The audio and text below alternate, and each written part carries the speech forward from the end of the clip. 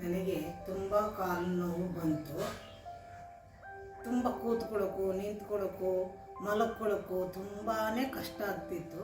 ಆಗ ನಾನು ಡಾಕ್ಟ್ರ್ ಹತ್ರ ಹೋಗಿ ಅವ್ರಿಗೆ ತೋರಿಸಿದಾಗ ಅವರು ನನಗೆ ಔಷಧಿಗಳನ್ನ ಕೊಟ್ಟರು. ಅದರಿಂದ ಏನೂ ಗುಣ ಆಗಲಿಲ್ಲ. ಆಗ ಅವರು ಹೇಳಿದ್ರು MRI ಸ್ಕ್ಯಾನ್ ಮಾಡಬೇಕು ಅಂತ.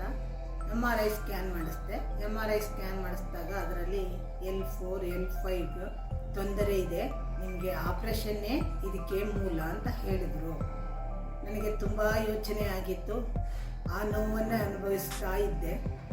ಆಮೇಲೆ ನನಗೆ ಮಂಡ್ಯದಲ್ಲಿ ಮೈತ್ರಿ ಆಯುರ್ವೇದಾಲಯದಲ್ಲಿ ಇದಕ್ಕೆ ಗುಣಮಟ್ಟದ ಚಿಕಿತ್ಸೆಯನ್ನು ನೀಡುತ್ತಾರೆ ಎನ್ನುವ ವಿಷಯ ತಿಳಿಯಿತು. ಹೋಗಿ ಅಲ್ಲಿ ವಿಚಾರಿಸಿದೆ. ಆಗ ಡಾಕ್ಟರ್ ರಾಘವೇಂದ್ರ ಮತ್ತು ಡಾಕ್ಟರ್ ರಜನಿ ಹೆಗಡೆ ಅವರು ನೋಡಿ ಇದು ಗುಣವಾಗುತ್ತದೆ, ಇದರಲ್ಲಿ ನಿಮಗೆ ಸಂಶಯ ಬೇಡ ಅಂತ ಹೇಳಿದರು.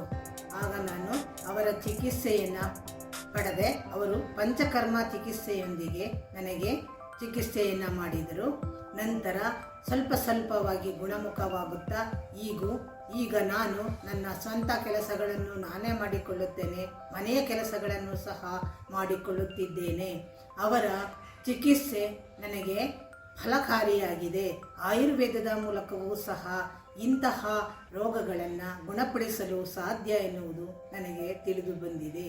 ಇದರಿಂದ ಏನಾಗುತ್ತದೆ ಎಂದರೆ ಆಯುರ್ವೇದವೂ ಸಹ ಎಲ್ಲ ರೋಗಗಳಿಗೂ ಮದ್ದನ್ನು ಕೊಡುವಂತಹ ಒಂದು ಔಷಧವಾಗಿದೆ ಎಂದು ತಿಳಿದಿದೆ. ವಂದನೆಗಳೊಂದಿಗೆ.